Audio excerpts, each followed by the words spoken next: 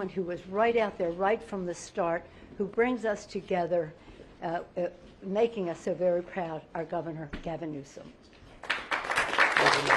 Thank you. Let me thank everybody for taking the time to be here, and let me welcome all of you to Governor Ronald Reagan's home. Reminded of Governor Reagan's last speech in the Oval Office, where he talked about the life force of new Americans. He talked about Lady Liberty's torch.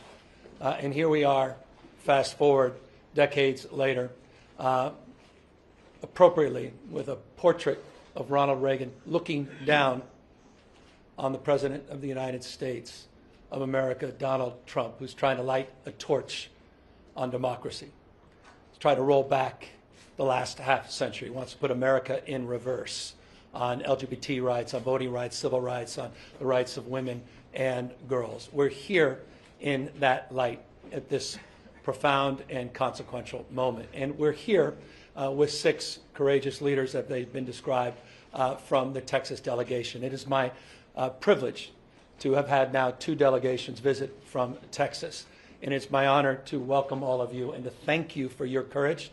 Thank you for faith and devotion to the cause that unites all of us across this country, regardless of party. And that are the enduring principles of our founding fathers. You know, we talked about the 249th anniversary of those principles. Next year we'll celebrate the 250th anniversary of those enduring principles, the best of the Roman Republic and Greek democracy, a system of co-equal branches of government. This notion of a system of checks and balances, popular sovereignty, all of that on the line, all of that at risk. And so I'm very sober and mindful of this moment. And as a consequence, we have taken our relationship to this moment very, very seriously.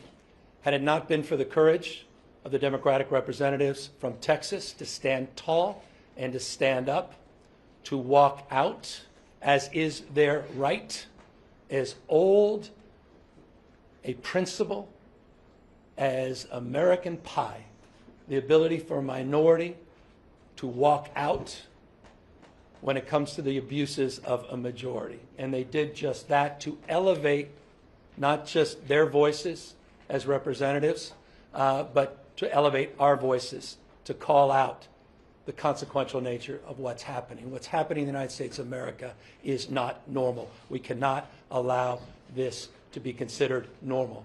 Please don't say it's surprising. When you say something is no longer surprising, you normalize it.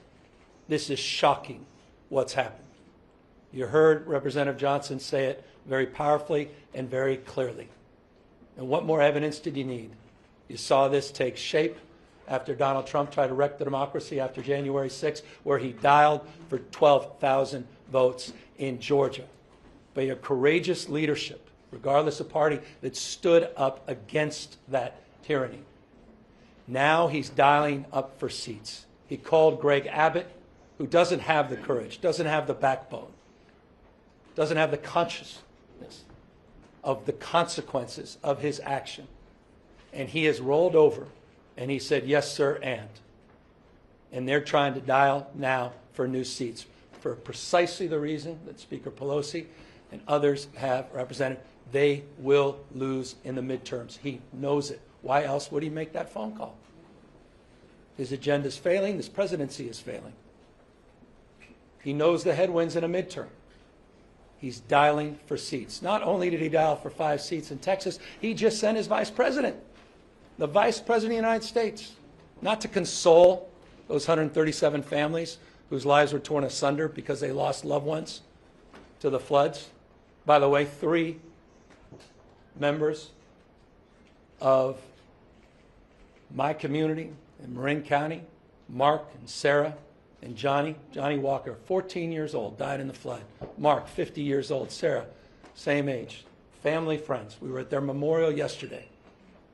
Vice President come to console the family members of the lives lost.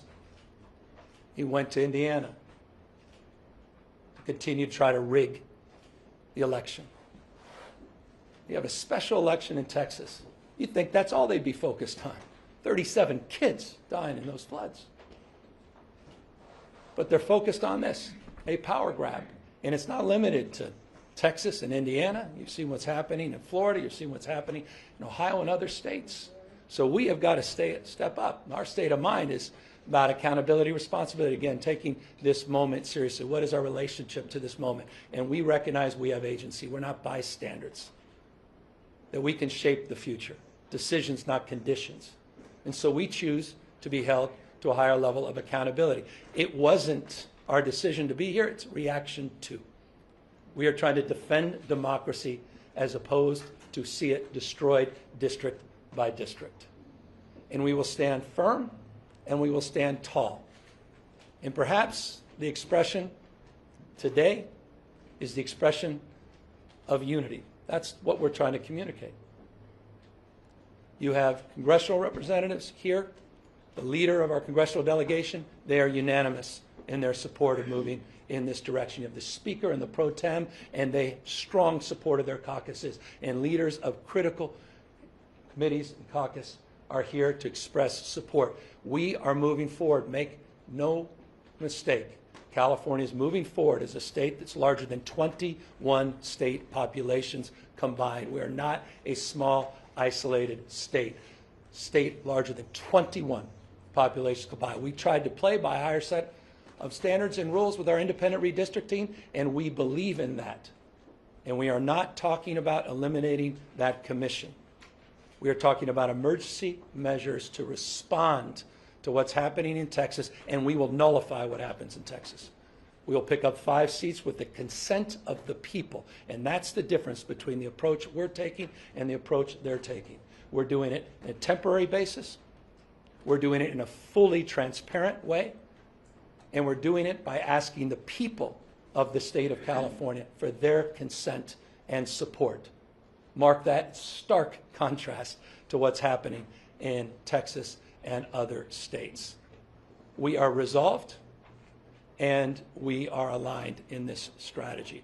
And I'm deeply, in closing, grateful for the leadership that's assembled here today. In unprecedented time, required an unprecedented approach, an unprecedented leadership to build the kind of consensus that we believe we have.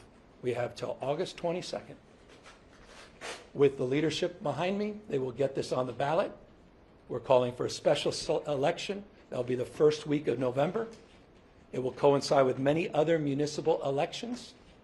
We will raise an unprecedented amount of attention, and we will garner an unprecedented amount of support because people understand what's at stake. Final words.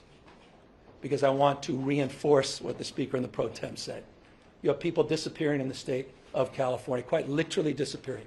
Warrantless search, people literally being taken from the streets. I don't think this, I know it. 16-year-old kid whose mom and dad working 20 years at the same packing facility, 16-year-old didn't even know how to get back into his own home because mom and dad disappeared going to work. Young child had no brothers and sisters. That's Trump's America. That's happening as we speak. The Guard has been federalized. And by the way, Donald Trump is continuing to federalize the National Guard through the election. Pause and consider what that may mean.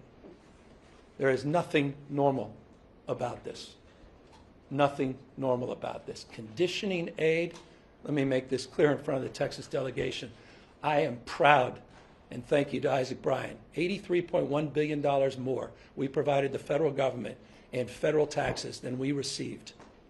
Texas, for whatever reason, for its success and how Texas does punch above its weight, received $71.1 billion more from the federal government they received. But I'll tell you what, as a taxpayer, as governor of California, I am proud to stand tall to help them recover from these floods. No conditions, no politics. We're all in this together. I was proud to send search and rescue teams to support the recovery of those floods. That's my responsibility. That's what it's like to be a member of a community. We're all in this together. The idea that we're even conditioning aid and allowing that conversation to persist, that's what's at stake with this conversation. It's not about lines, it's about drawing a line, and it's all about elevating a deeper consciousness of the line that Donald Trump continues to cross. It's not about him playing by a different set of rules. There are no rules for Donald Trump. This is a serious moment in American history. And so we are here to meet this moment head on. And we look forward to a successful campaign, and we look forward to continuing to do what we can to have the backs of these courageous leaders who are back here in the state of California, sharing their voice as we share their action and passion at peril that this democracy may not live. With that, we're here to answer any questions.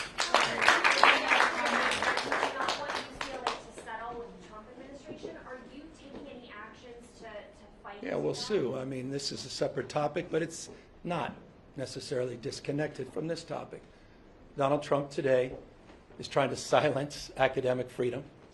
He's attacking one of the most important public institutions in the United States of America, one of the finest institutions for higher learning in the world, one of the great research institutions in this country, one of the reasons California is the tentpole of the U.S. economy, one of the reasons we have more scientists, engineers, more Nobel laureates than any